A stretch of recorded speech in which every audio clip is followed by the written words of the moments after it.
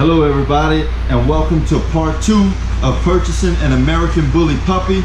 In part 1, we discussed finding your purpose in the breed. What do you want to be? Do you want to be an American Bully breeder? Do you want to be an American Bully show owner?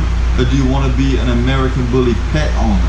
In part 2, we are going to talk more about engaging with the breeder. You've done all the research that you need. You know everything about this breeder that you feel you need to know.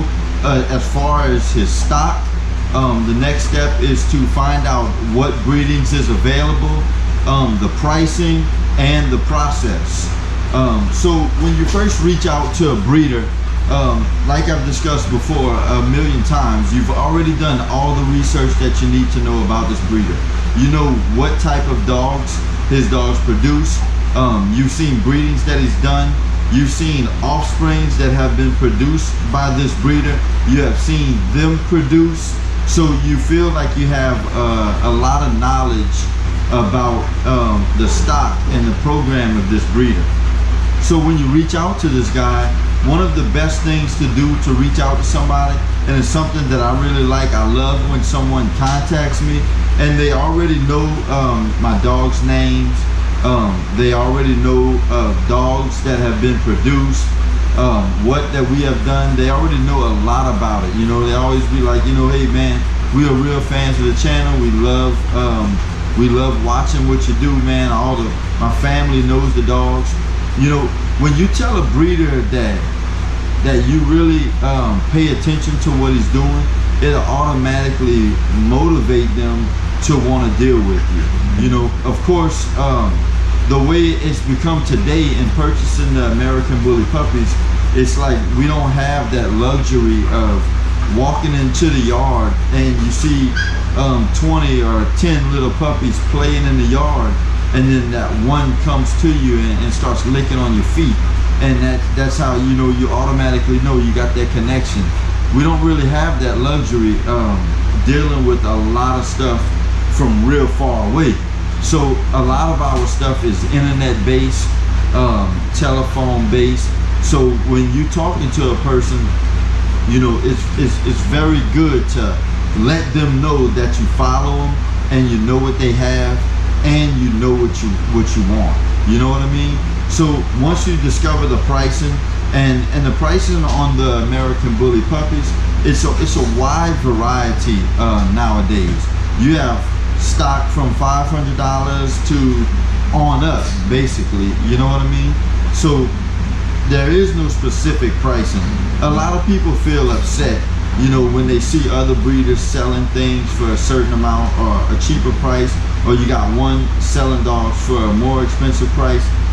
One of the ways that I deal with it, I don't judge it. I just kind of look at the breeder and the breeder's experience and, you know, the resume of that breeder. When I first started out selling puppies, I didn't have my puppies at the same price tag as what I do now. It's something that came along the way when finding myself, when finding the quality of the dog that was produced. That's when the pricing changed. So, you know, if you're going into it, you know, thinking about pricing, you know, hey, this person sells his dogs for this person, that person sells his dog for that person. It's all based on the breeder. So once you find that breeder and you find that pricing, you know, if it's something that you're comfortable with, you've already done your research, then you can kind of move on to the next step. So once you've got all the pricing, you have a clear understanding of the next litter or what this breeder has coming up. It's real important to communicate with the breeder on the process, you know, and the whole point of this is so you guys have nothing left on the table when you finish. And it's something that a lot of breeders make a mistake with, or a lot of upcoming American Bully pet owners, breeders, or show owners. It's a lot of stuff that people come up with. It's a lack of communication. So it's very important to let the breeder know what you are looking for. You know, be very, very specific. You know, because once you do that, then he'll be able to line you out to the perfect litter that you're looking for. So once you find that litter that you feel is best connected from you, you already done your research, so there's no shopping involved, because at this point, once you reached out to them, you are ready to commit. So let's say you put your deposit down, or you put half down, or you pay the whole balance of the puppy. You're locked into business with this breeder. So once you are fully committed, now the exciting part comes in. All of that research, all the talking back and forth, the communicating, however that you do, this is where all of that becomes worth it. One thing that I personally do whenever I'm picking a dog out of a litter, I let the dogs get at least 4 weeks old. And the reason that I let them get 4 weeks old, now before I say this, I would love for them to be 12 weeks old. You know what I mean? I would love for them to be the full 3 months old, because the older they are, the better visual you get of what you're actually getting. So at 4 weeks old, a puppy should be starting a transition process from getting off the mom to eating dog food.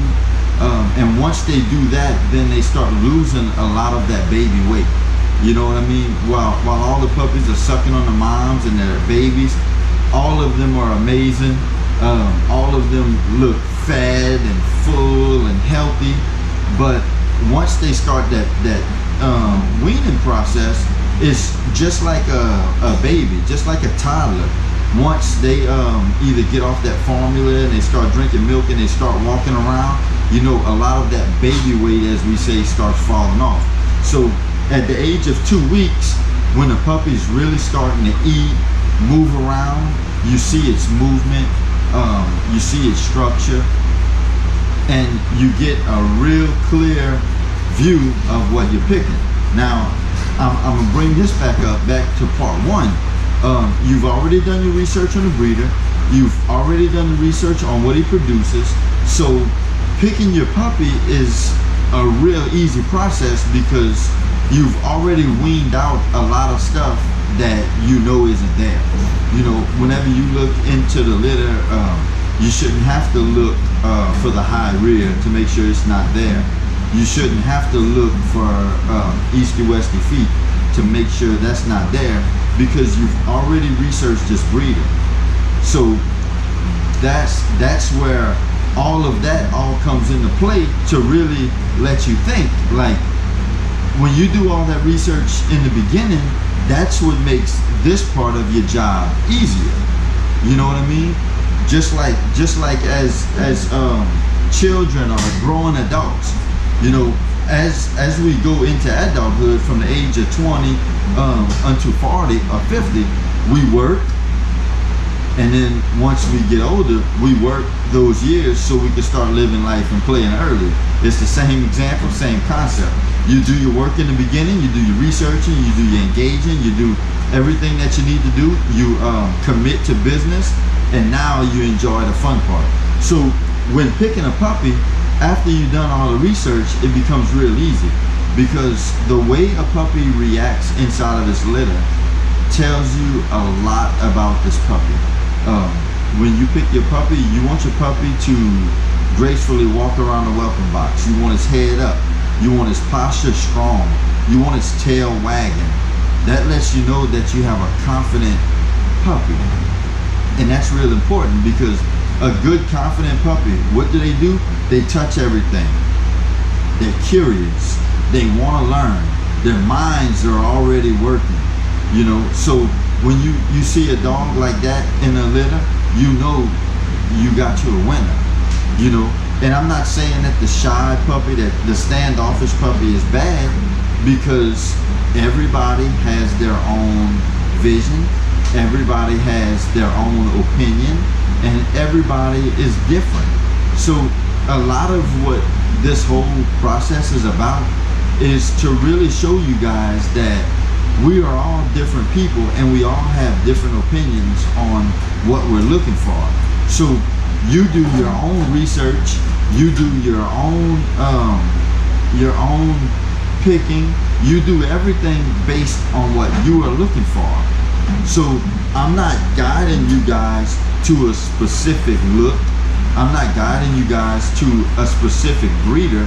I'm really trying to give you guys the knowledge and the understanding of this process that I never had. You know, so when you back to the point, I just kind of wanted to throw that in there. You know, just a little bit of experience. You know, things that I've experienced over the years. I'm just trying to kind of like let you guys see the light of where we're actually going with this process. So once you look into that litter and you find a puppy that best fits you, if you want that shy, standoffish puppy, it's no need to question the quality of him, because back to square one, you've done the research that you needed on the breeder. So each puppy is going to do its own thing, and it's all going to be based off personality. At that young age, even as a baby, they're all going to have this specific personality. So when you picking your puppy, like me, I discussed in the beginning, I look for that confident, tail wagging, the tail wagging, the puppy that's curious. That's what I look for. You're going to have the puppy that's going to be standoffish. You're going to have the one that's going to be shy. You're going to have the one that's going to be, you know, doing other things, you know.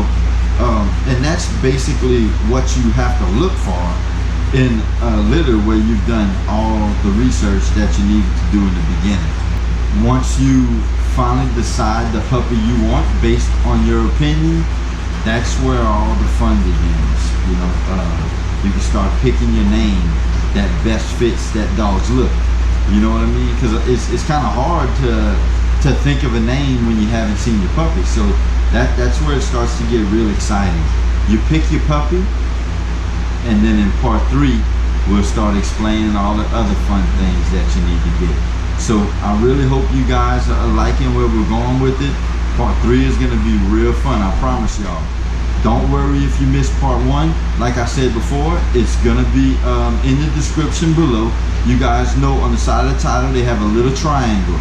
Hit that triangle, and a description of the whole video and other videos related to this one, and also part 1's going to be in there.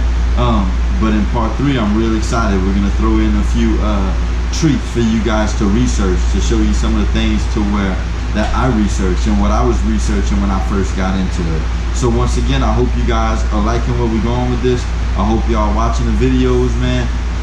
Friday is going to be when we upload part 3. You see we had the schedule. We had Monday, Wednesday, and now we got Friday for part 3. That's going to close the series. Don't see me there, beat me there. Have a wonderful day, and God bless y'all.